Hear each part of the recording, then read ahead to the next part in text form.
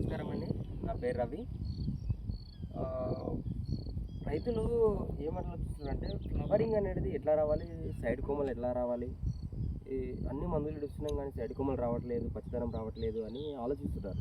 కొన్ని ఏమవుతుందంటే ఈ ఎండ వచ్చేసి 40 డిగ్రీ 45 డిగ్రీ మనకి ఎండ ఉంది కాబట్టి ఫ్లవర్ వచ్చినట్టే వస్తుంది, అది కాయ దశకు చేరుకోకముందే డ్రాప్ అయిపోతుంది. ఇప్పుడు మనం వాడాల్సిన మంది ఏంటంటే, నేను వాడింది చెప్తున్నాను, మీకు సజెస్ట్ చేస్తున్నాను. ఈ టెక్నికల్తో వేరే కూడా దొరుకుతాయి మనకు. ఆ ఫార్ములాతో మనం ఏంటంటే, నేను వాడింది ఏంటంటే పిఐ కంపెనీ వాడిది బయోవిటా. దీంట్లో ఏముంటుందంటే సీవుడ్ ఉంటుంది. దీనివల్ల ఏంటంటే అమినో ఆమ్లంతో సీవుడ్ ఉంటుంది కాబట్టి మనకు ఈ ఫ్లవర్ అనేది డ్రాప్ కానీ సైడ్ కొమ్మలు.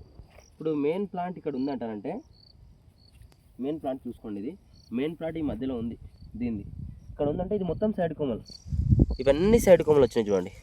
ఈ సైడ్ కొమ్మలు వస్తుంది. ఇంకోటి అంటే ఫ్లవరింగ్ అనేది డ్రాప్ కానిది కరెక్ట్ ఇది ఇట్లనే నుంచి కరెక్ట్ కాయ సైజ్ వరకు కూడా రాణిస్తుంది అనమాట.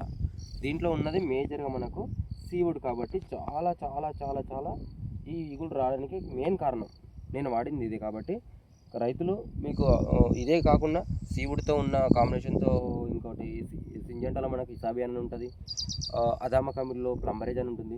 ఏ కంపెనీ అయితే ఈ కంపెనీ అని లేదు, దాంట్లో ఉన్న సీవుడ్ కానీ ఇలాంటి కాంబినేషన్లో కొట్టుకోండి, మంచి రిజల్ట్ వస్తుంది. మనం ఆల్రెడీ 2 years నుంచి కూడా ఇబ్బందులు పడుతున్నాం మనము, ఎట్లా అని రైతులకు ధర అందట్లేదు. కాబట్టి ఇప్పుడైనా మనం కాపాడుకున్నాం అనుకోండి, మనకు మంచి దిగుబడి వచ్చి మంచి లాభాలకు వచ్చే ప్రయత్నం చేస్తున్నామండి. Thank you.